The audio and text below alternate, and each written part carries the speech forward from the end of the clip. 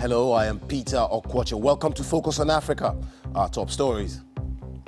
Dr. Miracle Denis Mukwege is the joint Nobel Peace Prize winner. After 10 years on the list, he's dedicated the award to all those he's helped. This prize has a big meaning, that although it took time for the world to recognize us, the world has started listening to women. It's countdown to election day in Cameroon. We'll look at some of the key challenges facing the country. Expect pain. That's Zimbabwe's finance minister's warning as he launches a new economic recovery plan. Also on the program, focusing on FGM. A film based on a real-life struggle hopes to shed light on the difficult issue during its UK premiere. We have managed to save more than 700 girls through safe houses. And in sports, Sierra Leone have been suspended indefinitely from any international football by the sports world governing body FIFA over government interference.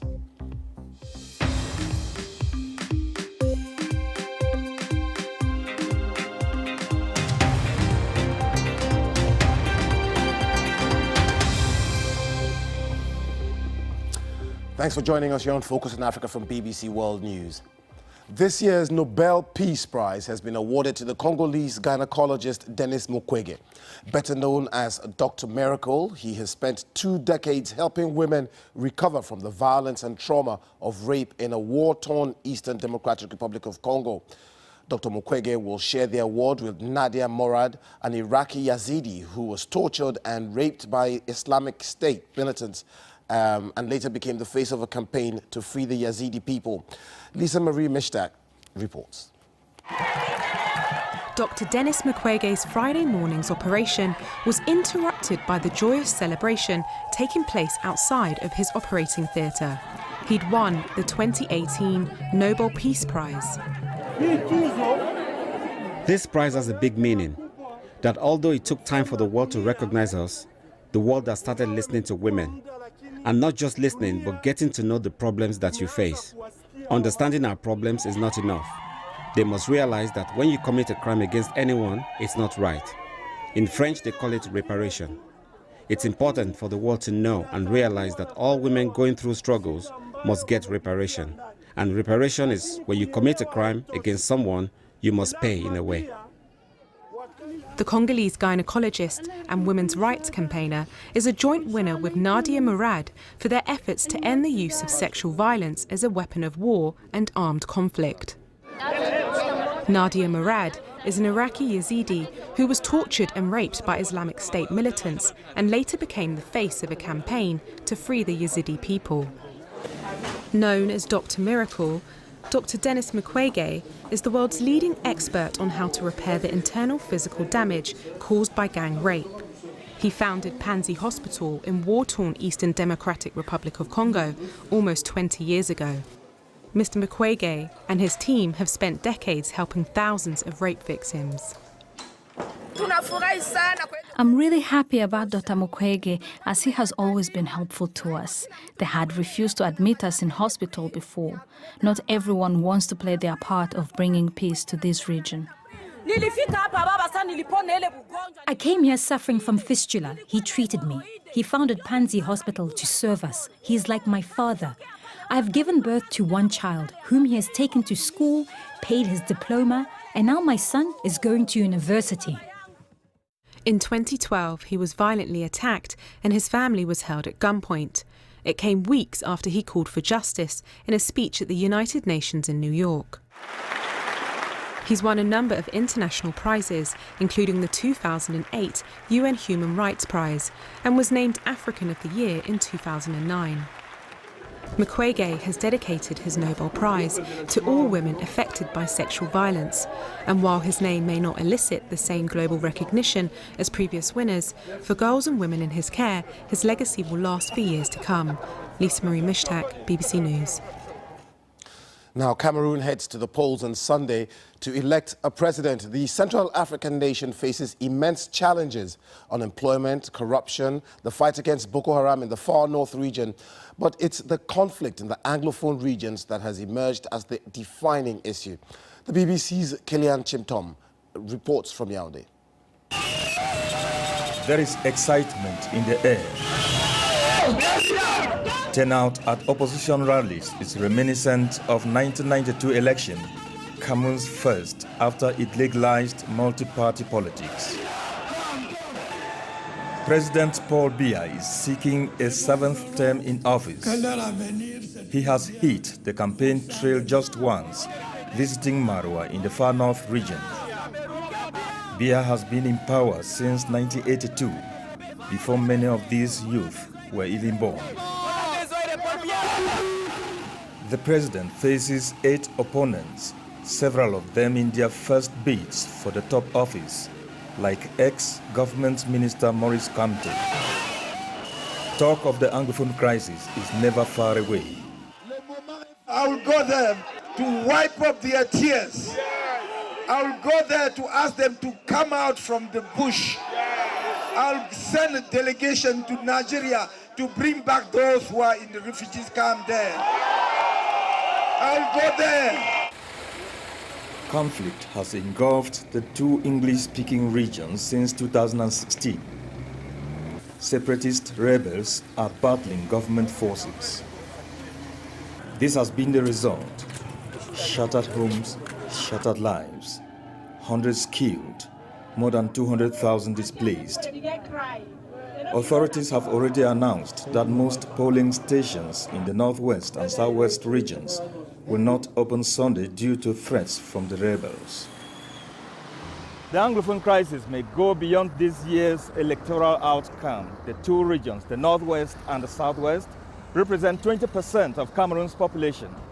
If they are not able to vote, they don't see how they'll be able to influence the decisions of the eventual victor. And this may reinforce a sense of marginalization. Biya has drawn a hard line on the rebellion. Obviously, we need to restore the peace in our northwest and southwest regions, wounded by the actions of the secessionists, by giving both regions all the satisfaction they are entitled to expect, by protecting them from these so-called liberators. On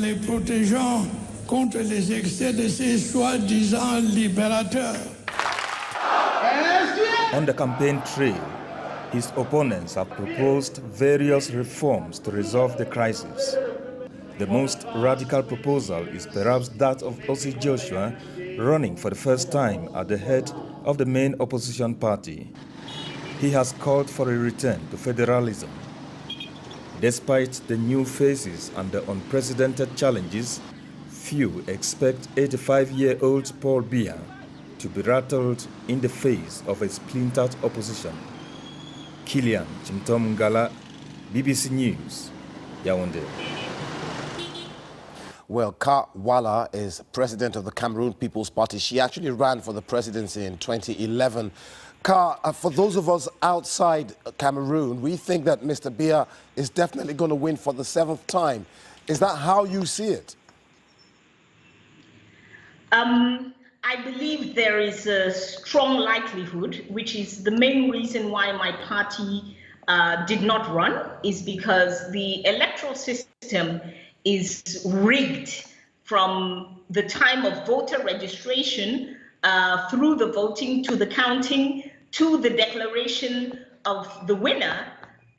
This entire exercise is actually controlled by members of Mr. Biya's party, who have been nominated to various institutions that control the electoral process. However, in the report we've just watched, we've seen, lots of young people come out to support Mr. Biya's candidacy for the presidency. I mean, he does have a lot of support in Cameroon. I think that we have to be very, very careful. What Mr. Biya has done, and he's in the company of several other African heads of state, is that he has created an electoral dictatorship.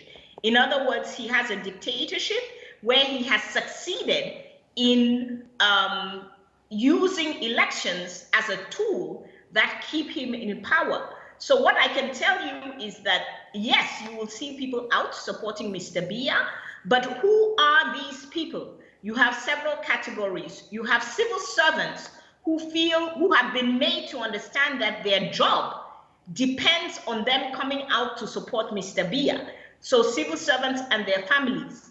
You have people who want to get a contract from government, who want to get business from government, who are made to understand that if they are not active as the party members, they won't be able to do business. Oh, okay, I just need to come in here. I mean, Mr. Biya, on the other hand, will say, listen, I've won these past 6 elections fair and square. We've had international monitors monitoring the processes, and, you know, they've all been approved by the international community. I don't think there's any single Cameroonian election that has been approved by the international community. What the international community has always said is that there is fraud, there is irregularity, but we can go ahead and accept the results of the elections, which, as we saw, like in a case like Kenya recently, does not at all mean that the elections were free and fair. We have to question today the entire process of international observation, because international observers always get to the country too late to actually observe. Elections are frauded from the time of registration, as I've said. Okay. You have a few international observers in a few parts of the country. They cannot observe. In Cameroon, on Sunday, we will have 26,000 polling stations. There's no group that will have even 100 observers. Okay, so I'm afraid we'll have to end it there. Ka Wala, president of the Cameroon People's Party, speaking to us there from Yaoundé. Thank you very much for your time. Let's take a quick look now at other stories making the headlines across Africa and the rest of the world. Detained Rwandan opposition politician Diane Rwigara and her mother have been released on bail. Ms. Rwigara and her mother were arrested last September and charged with inciting insurrection and forgery. They'd been in prison ever since. Their release was met with cries of jubilation inside the court. A court in Zimbabwe has ruled that the state should pay $150,000 to the pro-democracy activist Justina Mukoko for her torture and illegal detention in 2008. The activist was accused of taking part in a plot to topple then-President Robert Mugabe, which she denied. According to her lawyer, Ms. Mukoko was subjected to simulated drowning, locked in a freezer, and beaten. A former commander of the jihadist group Al-Shabaab has been blocked from running for public office by the government of Somalia. Mukhtar Robo left Al-Shabaab in 2012 and planned to run for the presidency of the southwest state. But the Ministry of Internal Security said international sanctions against him disqualify him from the elections. This is Focus on Africa from BBC World News with me, Peter Okwoche. Still to come, we'll have all the top sports stories. Ivory Coast have named their squad for next week's 2019 Africa Cup of Nations qualifiers against Central African Republic. And this man's in, Wilfred Zaha. I'm Peter Okwoche. The top story this hour. Congolese gynecologist Denis Mukwege and the Iraqi Yazidi activist Nadia Murad are this year's winners of the Nobel Peace Prize. Both campaign against rape as a weapon of war. Now, Zimbabwe Finance Minister Mthuli Ncube has warned Zimbabweans to expect pain as part of the reform process to economic recovery. Professor Ncube today launched an economic recovery plan which will see some drastic cost-saving measures.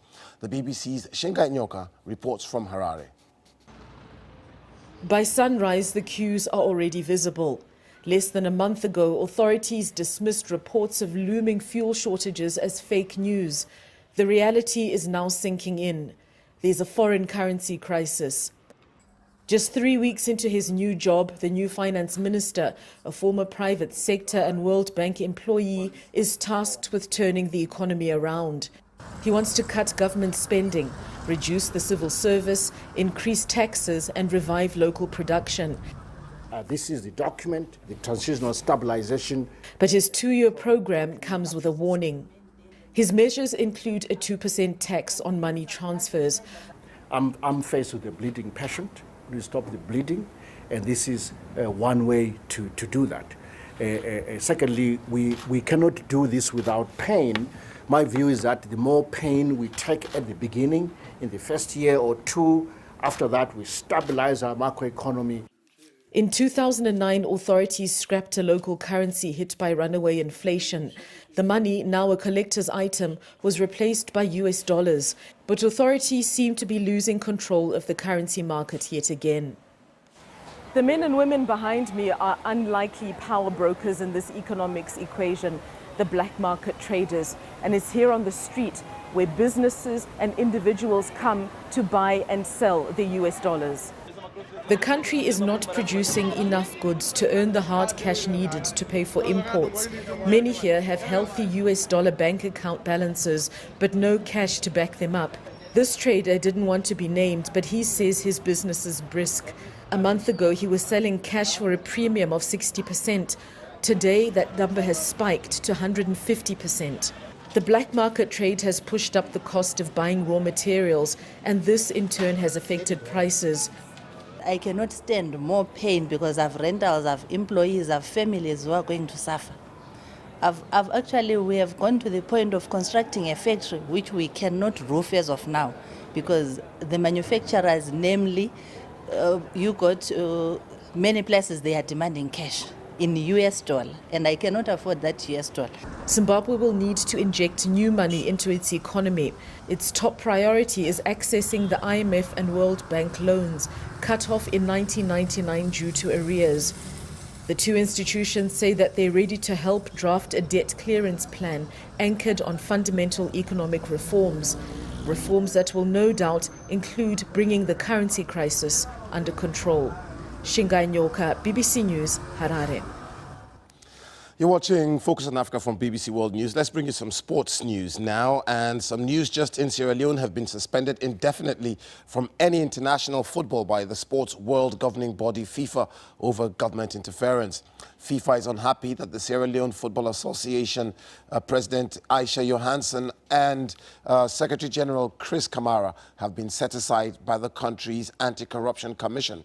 FIFA says the suspension will be lifted once the SLFA and its recognized leadership have confirmed to it that the SLFA administration premises, accounts and communication channels are under their control once again.